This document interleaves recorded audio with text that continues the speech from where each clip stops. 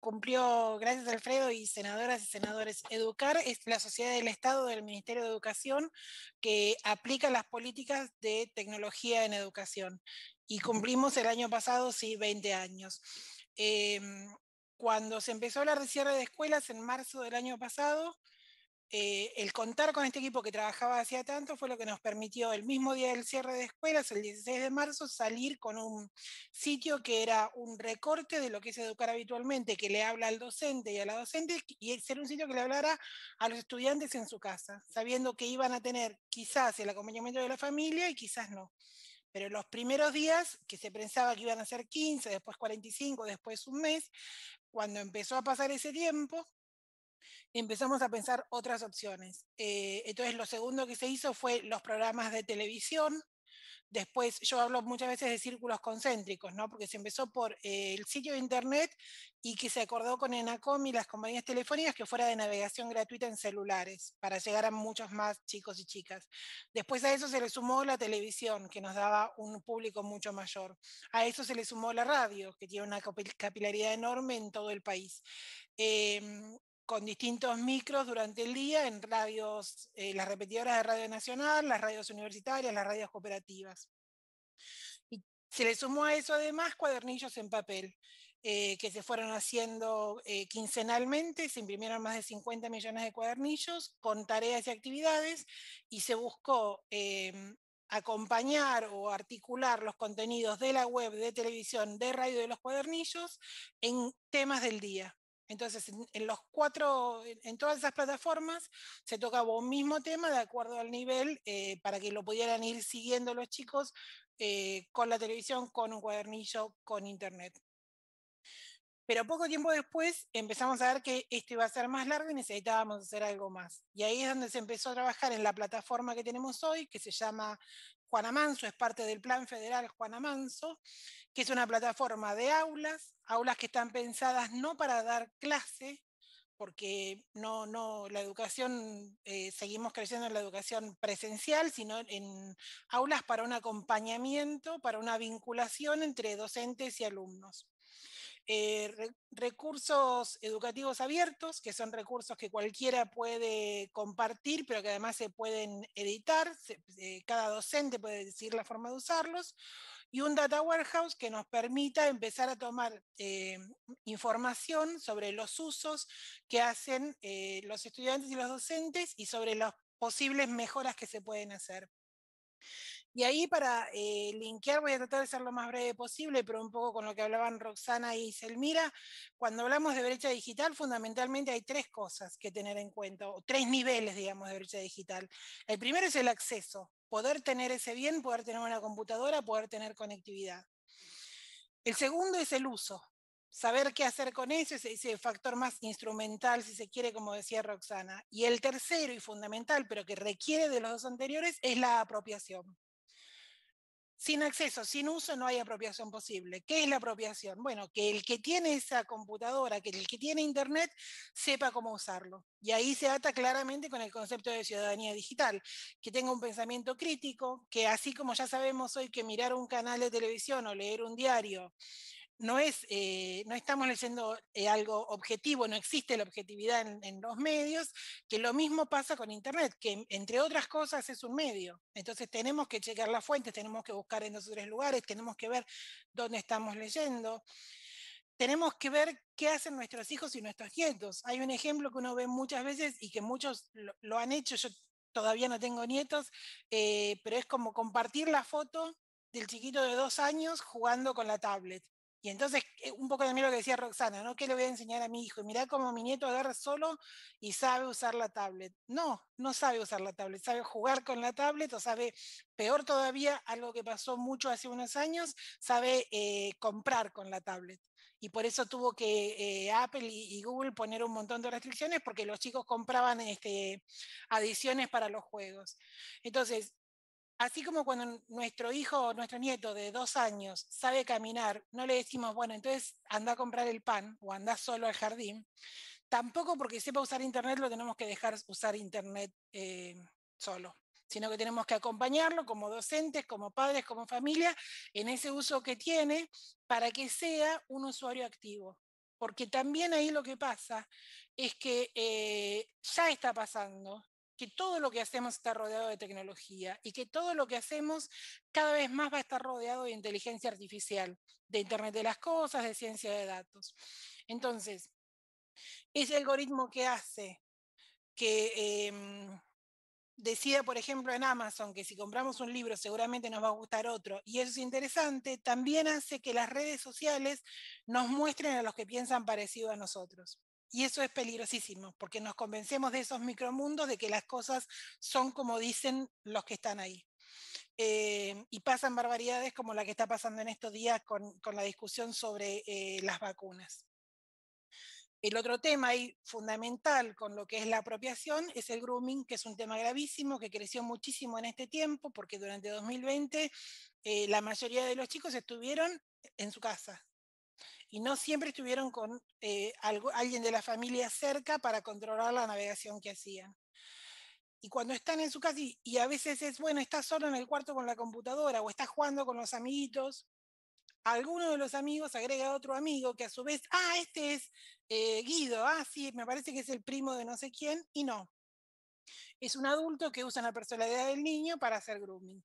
Y eso este año recrudeció muchísimo. Entonces, por eso este tema de la ciudadanía digital es tan importante, porque tenemos que estar súper alertas para entender qué es lo que pasa en cada caso, qué es lo que pasa con las corporaciones, qué es lo que pasa con las empresas que pueden ser buenas socias, como decía Selmira, o pueden tomarse todos nuestros datos. El año pasado también fue el boom de esta película El dilema de las redes sociales, que alertaba de un montón de cosas que los que trabajamos en tecnología las venimos viendo hace muchísimo, que Roxana las viene diciendo hace 20 años. El uso de los datos, las empresas que toman decisiones a partir de los datos. Entonces sí, es muy útil que Google te diga, todos los meses, el día 5 vas a la peluquería. Entonces el 4 te recuerdo, mañana tendrías que ir a la peluquería.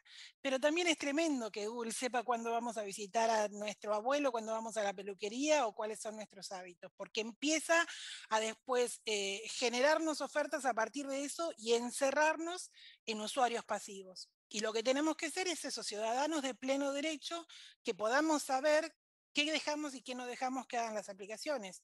Otra cosa típica, cuando instalamos cualquier cosa en el teléfono o en la computadora, ¿qué hacemos con las condiciones? Acepto, acepto, acepto.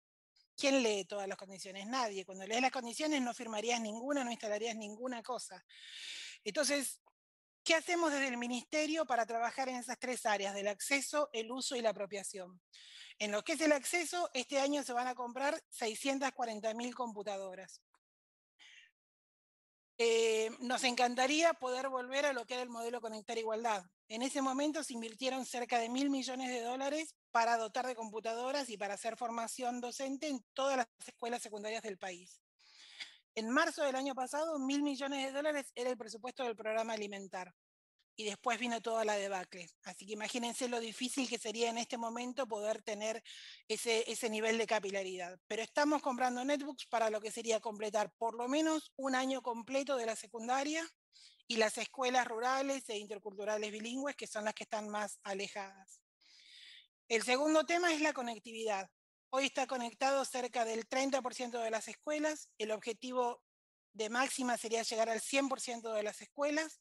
Eso también implica un tema presupuestario importante, pero además hay un tema ahí que es fundamental, que es lograr que se convierta en un servicio corriente. Y así como nadie discute todos los años que hay que pagar gas, luz o el teléfono en las escuelas, que no haya que discutir cada año de dónde se saca el presupuesto para la conectividad, que sea parte del presupuesto nacional o del presupuesto de las jurisdicciones. Y para eso creemos que sería importantísimo poder contar con una normativa que asegure la conectividad en las escuelas de ahora y para siempre, y que lo único que haya que ver cada año es cuánto hay que aumentar esa conectividad, porque los usos son cada vez más intensos. El tercer punto, que tiene que ver con el acceso, es la plataforma, que también, al igual que seguimos educando, es de navegación gratuita en celulares. Entonces ahí, entre las netbooks, la conectividad de la plataforma, aseguramos el acceso, solo que de momento a una parte reducida del sistema. Apuntamos a que eso crezca y que tenga una mayor cobertura. En lo que hace al uso, tenemos una cantidad de cursos distintos que tienen que ver con cómo manejar las herramientas. También es importantísimo, uno de los aprendizajes del año pasado, se hablaba mucho de la educación presencial y la educación virtual. Y hoy hablamos de la educación presencial y la no presencial. El tiempo del no presencial no necesariamente es virtual y sobre todo no necesariamente es sincrónico. Hay en varios estudios y en varias conversaciones que hemos tenido con los gremios, con las jurisdicciones y demás, surge lo que hoy se llama un poco el cansancio del Zoom. ¿No? Las videollamadas sirven para grupos así, chicos de trabajo y demás, pero para las clases tienen un componente muy fuerte de invasión de la privacidad, donde cuando los chicos van a la escuela pueden construir su propia identidad y pueden no contar lo que pasa en su casa. Tener que prender la pantalla les obliga a mostrar un hogar que quizás no quieren mostrar porque las condiciones no son las óptimas. Y lo mismo le pasa a las y los docentes, ¿no? Las docentes que en general tienen 2, 3, 4 hijos, que son el 80% de las docentes del país, tienen que buscar un espacio en su casa, buscar un momento donde los chicos no hagan ruido para poder dar esa clase. Con el agregado además de que muchas veces están los padres y las madres al costado de los chicos mirando lo que hacen. Ahí hay otro nivel de invasión. Entonces, el tiempo de la no presencialidad, creemos que es importante que se pueda construir la autonomía para que sea no sincrónico. Que el tiempo sincrónico sea el cara a cara. Están en la escuela y conversan sobre cómo van a hacer después cuando no estén en la escuela. Qué trabajos pueden hacer con computadora, sin computadora y con internet y sin internet, porque también pueden hacer un montón de cosas con la computadora aún sin tener internet. Las computadoras que se van a entregar ahora van a tener más de 100 programas y cerca de 1000 recursos educativos. Entre otros van a tener varios lenguajes de programación, herramientas de diseño, herramientas de edición de video. Entonces, hay muchas cosas que pueden trabajar asincrónicamente. Ahí sacamos recientemente 2 libros que tienen que ver un poco con eso, con cómo hacer clases virtuales, pero también cómo trabajar los escenarios combinados. Y después el tercer tema de la apropiación pasa un poco en lo que es educación, por lo que se llama tecnología educativa, o sea, cómo pensar la tecnología para una educación inclusive de calidad y cómo trabajar esas otras dimensiones que tienen que ver con entender qué nos pasa, entender esas competencias ciudadanas, habilidades de indagación, el acceso a la información, la reflexión, eh, tener herramientas para el desarrollo laboral, tener herramientas para entender cómo trabajar, entender un mundo digital, entender qué quiere decir un mundo donde cualquier trabajo que tengamos está atravesado de alguna manera por la tecnología. Ahí estamos trabajando también entonces con distintas capacitaciones, que es como van a ser llamadas de alfabetización digital, pero en un sentido amplio, de las distintas habilidades que requiere vivir en este mundo que está rodeado por tecnología. Bueno, creo que fui un poco rápido. Quería tratar de cumplir en tiempo con ustedes y espero haber cubierto más o menos todos los temas y a disposición para consultas. Bien, gracias Laura. Muy interesante el planteo porque obviamente creo que ese es un debate abierto, plenamente abierto. Ustedes han tocado 2 o 3 temas que me parecen centrales, que van a formar parte de los debates que nosotros vamos a ir proponiendo. Y es el tema, si tenemos que ser ciudadanos digitales en función de una autorregulación que han propuesto hasta ahora las grandes corporaciones o el interrogante que hoy se abre y que se discute en todo el mundo, si tenemos que avanzar en una corregulación con las plataformas tecnológicas, en función de todo lo que hemos charlado hasta este momento, que es qué pasa con los datos, qué ocurre con los mismos.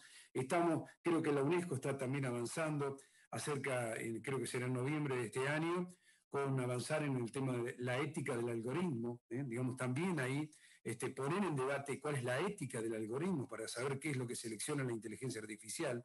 Me parece que hay mucho por delante, pero donde todavía los estados, no porque tengan que coparticipar en la regulación, yo creo que tiene que ser la sociedad civil o organismos como la UNESCO, organismos multilaterales de carácter regional, digamos, para poder avanzar en conjunto hacia saber cuáles son las reglas que tenemos que tener en cuenta en el marco de una ciudadanía digital como lo que hemos charlado esta mañana. Creo que hay mucho por recorrer, recién estamos avanzando en visualizar cuáles son las cosas, lo bueno y lo malo que tiene en definitiva el mundo de lo digital. Pero para